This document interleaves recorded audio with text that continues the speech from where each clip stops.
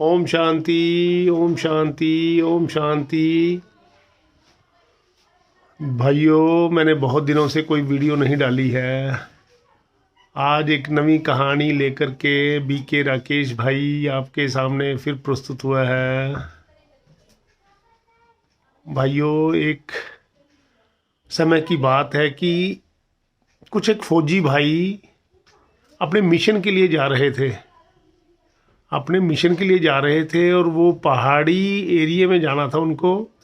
चलते चलते उनको पूरी अंधेरी रात हो गई, और जब उनको रात हो गई तो रात जाते चलते चलते उनको ठंड भी चढ़ गई, बर्फ़ पड़ी हुई थी। उनका जो कप्तान था उनको कहने लगे कि हमारे हौसले टूट चुके हैं, हमारे हौसले टूट गए हैं और हमें अब चाय की ज़रूरत है।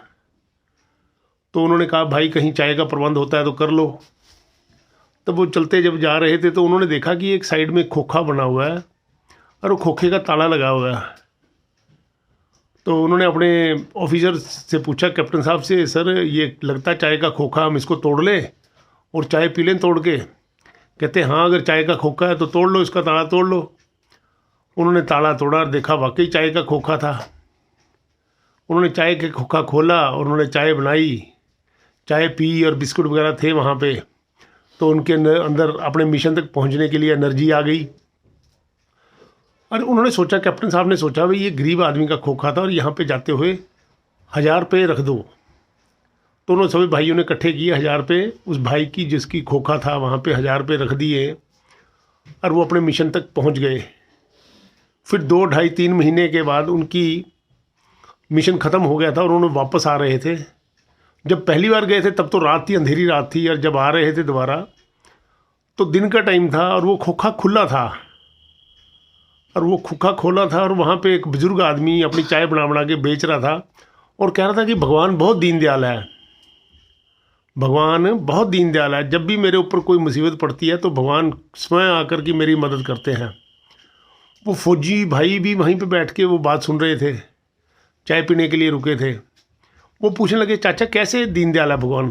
कहता 2-2.5 महीने पुरानी बात है कि मेरा लड़का बहुत बीमार था और मेरे को पैसे की बहुत सख्त ज़रूरत थी, मेरे को पैसे की सख्त ज़रूरत थी और भगवान ने खुद मेरे कमरे का दुकान का ताला खोला और यहाँ पे 1000 रुपये रख गया मेरे को उन दिनों में बहुत पैसे की ज़रूरत थी। कहता, और मैंने उस 1000 रुपये से जिस दिन मैं अगले दिन आया तो मैंने देखा कि मेरे चीनी के डब्बे के ऊपर 1000 रुपये रखे हुए हैं और ताला खुला हुआ है।